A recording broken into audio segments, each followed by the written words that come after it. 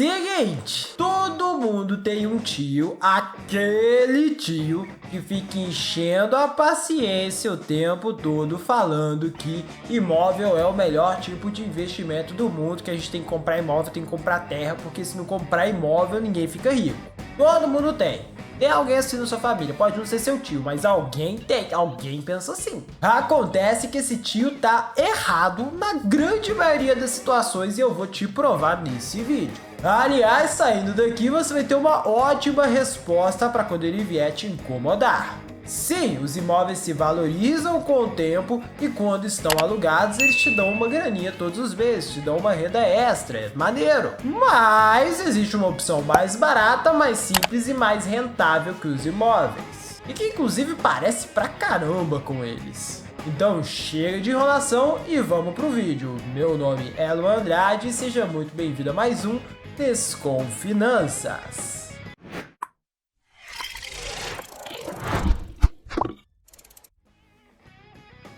Como você já viu no título, eu estou falando dos fundos de investimento imobiliário, ou FIIs, que apesar do nome feio é um conceito bem fácil de se entender. Eles são fundos que investem em vários imóveis. É como se você pegasse vários imóveis, dividisse ele em vários pedacinhos e vendesse esses pedacinhos para as pessoas. Esses pedacinhos são chamados de cotas. E ao comprar uma cota, você vira um dos donos daqueles imóveis junto com várias outras pessoas. Ah, Lu, eu não tenho dinheiro nem para comprar um celular novo. Você acha que eu vou ter dinheiro para comprar uma cota de um fundo de imóveis? Relaxa, com R$100 você já consegue comprar uma cota de um fundo imobiliário. Ela é bem baratinha. Tá, mas isso vai me pagar como? Até agora eu só gastei dinheiro. Vamos supor que você comprou cotas de um fundo que é dono de vários galpões logísticos. E para quem não sabe, são aqueles galpões gigantescos que as empresas alugam para deixar o estoque, para deixar os produtos dela, para deixar o que quiser lá. E essa empresa vai pagar o aluguel para quem? Para o dono do imóvel. E quem é o dono do imóvel? O fundo imobiliário. E quem é dono do fundo imobiliário? Você. Você é um dos donos daquele fundo, então de quebra, com R$100 você se torna um dos donos daqueles imóveis. Então todo mês você vai receber na sua conta a grana do aluguel, sem trabalho nenhum, vai cair lá. E que conta que vai cair esse dinheiro, Luan? Na sua conta que você tem lá na sua corretora de valores, que é justamente o lugar onde você compra esses fundos. É justamente o lugar onde você faz seus investimentos. Se você não tiver conta ainda, clica aqui para aprender a criar a sua. Mas se eu tiver o meu próprio terreno, eu posso fazer o que eu quiser com ele. Com esses fundos aí, você tá dividindo o controle com um monte de gente. Você não pode dormir no shopping que você é sócio, porque tem outros sócios. Olha só, nesse vídeo eu não vou ficar fazendo um debate não, tá? Senão ele ia ficar muito longo, ia ficar confuso. Eu vou fazer do jeito melhor. Eu vou te contar duas histórias e você mesmo consegue chegar às suas próprias conclusões sobre qual deles é melhor. E aí no final eu mostro uma tabelinha comparando os fundos imobiliários com os imóveis. E todo mundo fica na mesma página. E era uma vez um cara chamado José, grande José. O José passou 10 anos juntando o dinheiro dele e construindo uma casinha que no final desse período valia R$200 mil.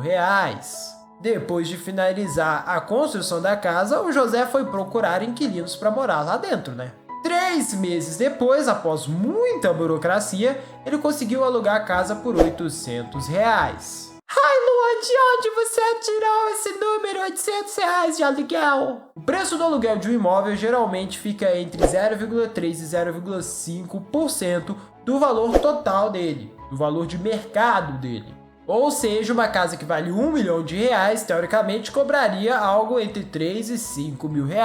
Eu sei que na prática não é assim, mas é muito variável, depende do lugar. Tem lugar que vai cobrar menos, tem lugar que vai cobrar mais, então não tem como eu trazer esse número exato aqui para vocês. Eu trouxe essa referência, que já tá ótimo. E para ser justo, como o valor fica entre 0,3% e 0,5%, eu considerei 0,4%. 0,4% de R$200 mil é R$800. Voltando para a história agora. Durante um ano, o inquilino pagou direitinho e a cada 6 meses o José ia lá e dava uma manutenção no imóvel. Acontece que depois desse um ano, o inquilino que o José colocou lá começou a dar calote porque ele tinha perdido o emprego, ele parou de pagar o aluguel. Eu prometo que eu vou conseguir pagar mês que vem, dizia ele. Com o coração apertado, depois de passar 3 meses sem receber o aluguel, o José infelizmente teve que mandar o inquilino para fora porque ele também precisava de dinheiro. O herói da nossa história até pensou em contratar uma administradora de imóveis para cuidar de toda a burocracia, para cuidar de toda a parte trabalhosa. Mas depois dessa experiência desagradável, ele resolveu que queria vender aquele imóvel de uma vez por todas. E adivinha, para vender o imóvel tem mais burocracia, mais papelada e mais custos. 9 meses depois, ele finalmente conseguiu vender a casinha. E olha, ele vendeu por um preço até bom, viu? A região ali onde ele tinha construído cresceu bastante. O José vendeu o imóvel dele por 270 mil reais. Nada mal, né? Nada mal. Mas calma que eu ainda não considerei a fatia do governo. Sempre tem uma fatia do governo. Quase sempre, na verdade. Vai, não vou ser injusto.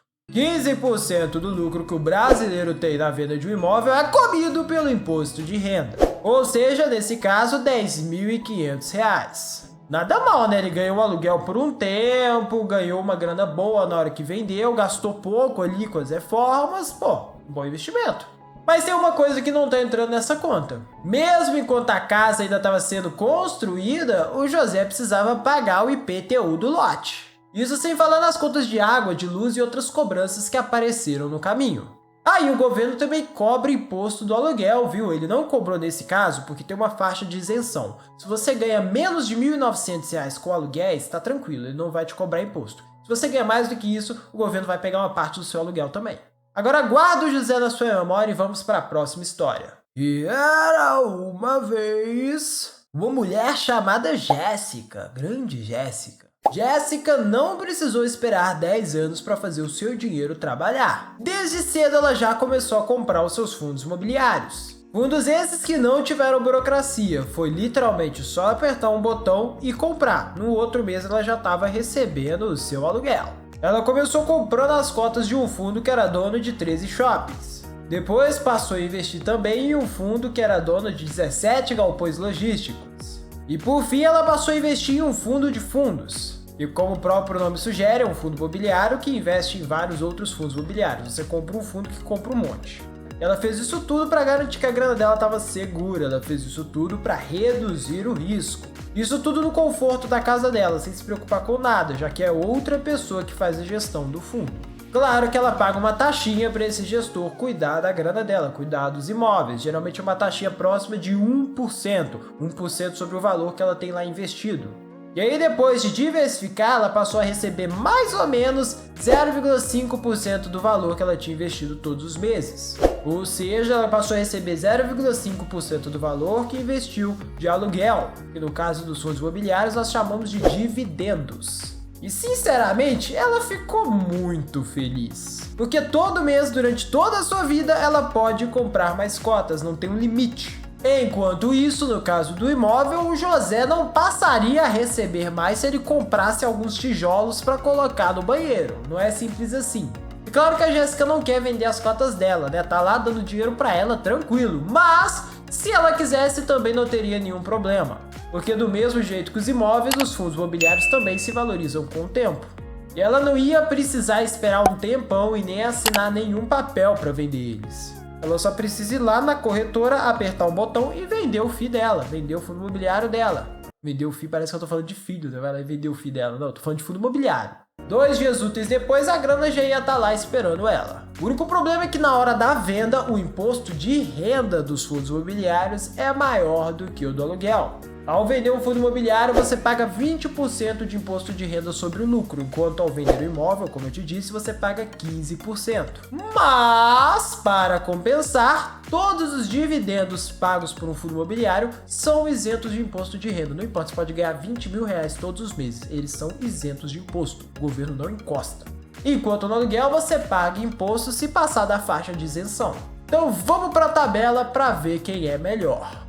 No quesito preço, os fundos imobiliários claramente saem na vantagem, já que você consegue comprar uma cota por R$100, enquanto o imóvel você precisa investir muito mais dinheiro para começar a ter alguma renda. No quesito risco, os fundos imobiliários também ganham, já que é muito mais seguro você comprar várias cotas de vários fundos que investem em vários imóveis do que colocar sua grana toda lá focada em apenas o imóvel, que se der algum problema ali, já era. Os custos dos imóveis são claramente maiores, já que para começar você tem que pagar até pelo tempo que ele está desocupado.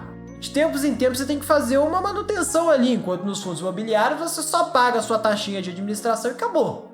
E eu nem preciso falar quem tem mais burocracia, né? Em um você só precisa apertar um botão e no outro você tem que lidar com papelada. Na parte de gestão, novamente os fundos imobiliários ganham, porque neles você não precisa fazer nada, só precisa comprar. Ai, Lu, mas eu posso contratar uma administradora de imóveis para cuidar da minha propriedade. Claro que pode, mas aí você vai ter mais custos, ou seja, vai gastar mais dinheiro, vai ganhar menos dinheiro e ainda assim vai ter mais dor de cabeça do que só apertar um botão. A rentabilidade dos FIIs também ganham, já que você pode investir mais grana quando quiser, não tem limitação, já que eles pagam mais que a maioria dos aluguéis e também se valorizam com o tempo. A liquidez eu não vou nem comentar, em um você precisa lidar com um monte de coisa e tem que esperar o comprador, enquanto no outro você tá lá, espera 2 dias úteis e cair o dinheiro na sua conta.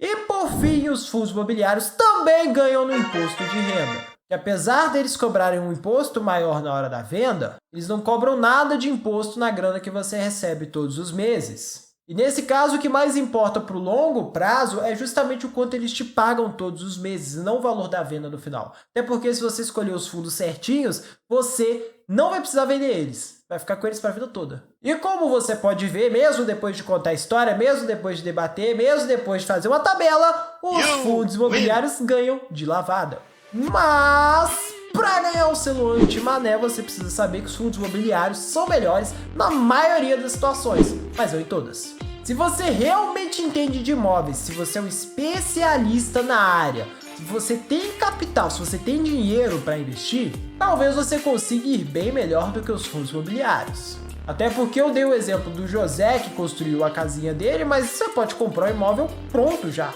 Por exemplo, tem muita gente que ganha muito dinheiro comprando imóvel em leilão e depois revendendo por um valor muito maior. Mas você tem que entender muito do que você está fazendo para fazer esse tipo de coisa, para fazer esse tipo de movimentação. Não é qualquer leigo que faz isso. Eu não sei fazer isso. E uma dica extra para você que por algum motivo especial quer investir em imóveis é que imóvel pequeno tem uma rentabilidade maior no aluguel do que imóvel grande. Então, se você tem um espaço considerável, é muito melhor você fazer 2, 3, 4 kitnets ao invés de fazer um casão. Na hora que você somar o valor de todas as kitnets alugadas, você vai ter uma rentabilidade maior do que se estivesse simplesmente alugando um casão. Fora que isso também reduz a sua dependência, porque você vai ter mais de um inquilino e vai ficar mais fácil de alugar caso você perca algum deles, né? Porque alugar uma casona é mais complicado.